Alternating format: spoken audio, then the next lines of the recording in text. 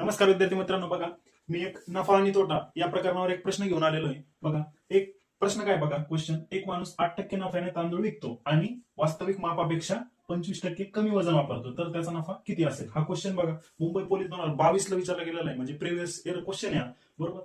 आता हा क्वेश्चन वाचून काही विद्यार्थी ज्यांचा अभ्यास नसेल तर ते विद्यार्थी काहीतरी 4 पर्यायापैकी कोणताही एक पर्याय टिक करून मोकळे होतात बरोबर. आणि काही मुलांचा अभ्यास असतो पण नफा आणि तोटा त्यांनी वरवर केलेलं असतं, ते पण काय करतील, हा प्रश्न सोडून देतील बरोबर, कारण का तर चुका होतात निगेटिव्ह मार्किंगमुळे बरोबर. बघा एक माणूस 8%, पहिली ओळ आपण बघू, पहिल्या ओळीचं कसं ट्रान्सलेशन करायचं. एक माणूस 8% नफ्याने तांदूळ विकतो बरोबर, म्हणजे 8% नफा म्हणजे जर आपण 100 रुपये सुरुवातीला किंमत मानली तर 8 रुपये नफा मिळवण्यासाठी तो तांदूळ आपल्याला 108 रुपयाला विकावा लागेल बरोबर. म्हणजे 100चा तांदूळ 108 रुपयाला विकला बरोबर. नंतर काय सांगितलंय, आणि वास्तविक मापापेक्षा 25% कमी वजन वापरतो बरोबर. 25% कमी वजन वापरतो म्हणजेच काय,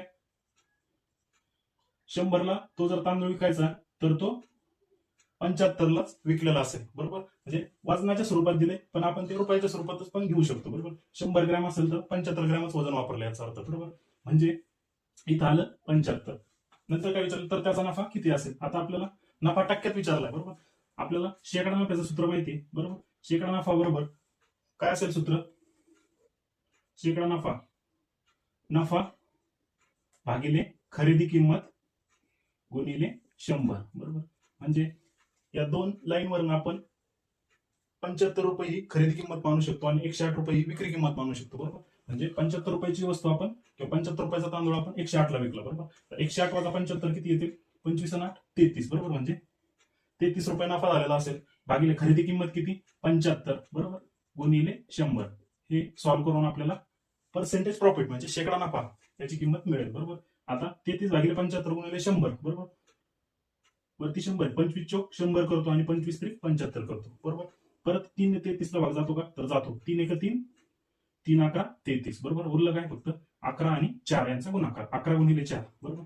3 11 चोक 44. माझं फायनल आन्सर आलं 44% बरोबर.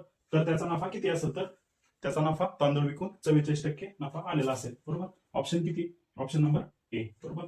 अशाच गणिताच्या आणि बुद्धिमत्ताच्या वेगवेगळ्या ट्रिक्ससाठी आपल्या चॅनलला नक्की फॉलो करा, सबस्क्राईब करा, शेअर करा. धन्यवाद.